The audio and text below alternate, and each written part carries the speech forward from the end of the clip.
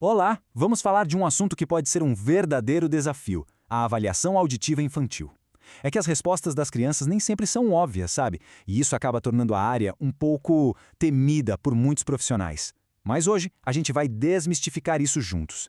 Vamos mergulhar nas técnicas e nos princípios usados para entender de verdade o mundo sonoro dos pequenos. E para começar, só para a gente ter uma ideia da escala desse desafio, esse número aí, 34 milhões. Essa é a estimativa da Organização Mundial da Saúde do total de crianças com deficiência auditiva no mundo. Isso mostra que o diagnóstico precoce não é só importante, é uma questão urgente de saúde pública global. E aqui está a grande questão que define todo o nosso papo. Como é que se testa a audição de alguém que ainda não consegue falar o que está ouvindo? Parece um beco sem saída, né? Mas a resposta está numa série de técnicas muito inteligentes que vão evoluindo junto com a criança. Então vamos lá. A nossa jornada hoje vai ser basicamente seguir o crescimento da criança. A gente começa com os princípios básicos, passa pela primeira conversa com a família, que é essencial, explora os testes, desde os reflexos dos bebês até os jogos, e lá no final a gente vai entender como tudo isso se junta para formar um diagnóstico.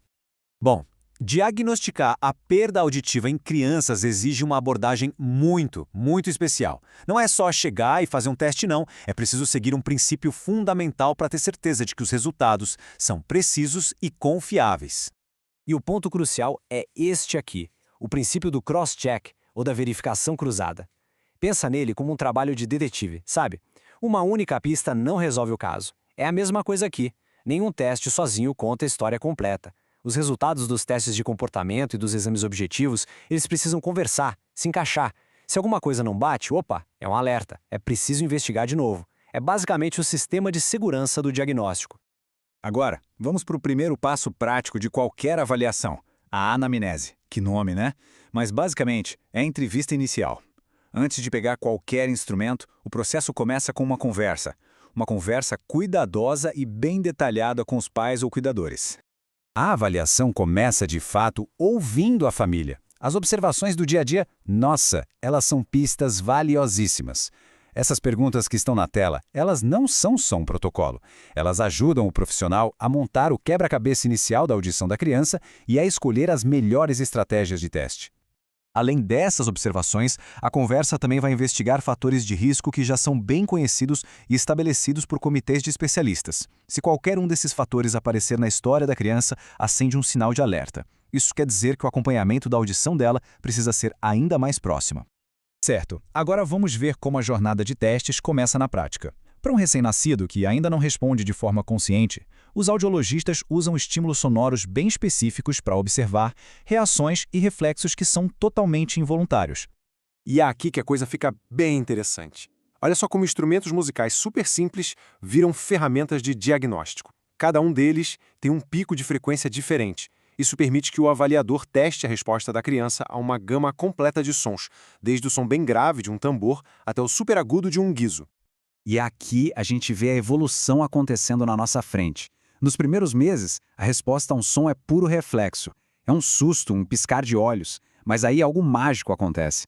A partir dos 3 meses, mais ou menos, a resposta começa a ser intencional. A criança começa a virar a cabeça para procurar de onde está vindo o som. É o comecinho da localização sonora. Conforme a criança vai ganhando mais controle do corpo e entendendo melhor o mundo, os métodos de teste também precisam evoluir. Nessa fase, o foco muda.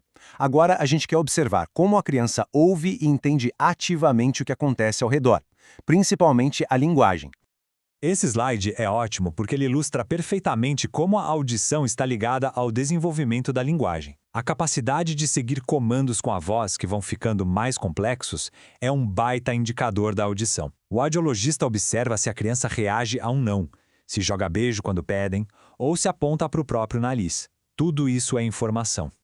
Chegamos na fase mais lúdica da avaliação, a partir dos 2 anos. A gente sabe que conseguir a cooperação de uma criança pequena pode ser complicado, né? Por isso, os testes de audição são, de forma muito inteligente, disfarçados de jogos divertidos e interativos. Essa transição para os testes que parecem brincadeira começa com a audiometria com reforço visual, ou VRA para as iniciais. A ideia é genial de tão simples: condicionar a criança a associar um som com algo divertido. Isso transforma a tarefa de responder a um som em uma expectativa por uma recompensa visual. É muito mais legal. E o ciclo é basicamente esse, bem simples. O som toca, a criança vira a cabeça na direção da fonte sonora e pronto. Como recompensa, um brinquedo numa caixa acende ou se mexe.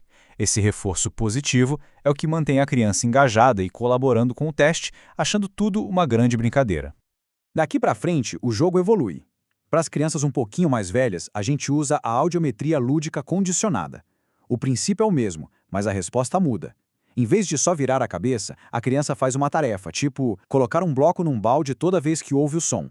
E o reforço aqui é a própria brincadeira e, claro, o elogio do avaliador. Ok, depois de toda essa jornada de observação, de conversas, de jogos, como é que todas essas informações se juntam? É agora que os resultados de todos os testes comportamentais são combinados para determinar o tipo e o grau da perda auditiva, se ela existir. Os resultados, então, são colocados nesta escala padronizada. Ela classifica a audição em decibéis, que é a unidade que mede a intensidade do som, e organiza em níveis que vão de normal até profunda. É essa classificação que vai guiar todos os próximos passos, seja indicação de aparelhos auditivos ou outras terapias. E esse ponto aqui é fundamental, é algo para a gente guardar. Os testes são ferramentas, incrivelmente importantes para estimar a capacidade de ouvir, mas eles são só uma parte da história. A forma como uma criança usa a audição dela para interagir, para aprender, para se conectar com o mundo, essa é uma dimensão igualmente vital. E a gente termina com essa reflexão. Por trás de cada teste, de cada gráfico, de cada diagnóstico, existe uma criança vivenciando o mundo de um jeito totalmente único. Entender isso, esse é o verdadeiro coração da audiologia pediátrica.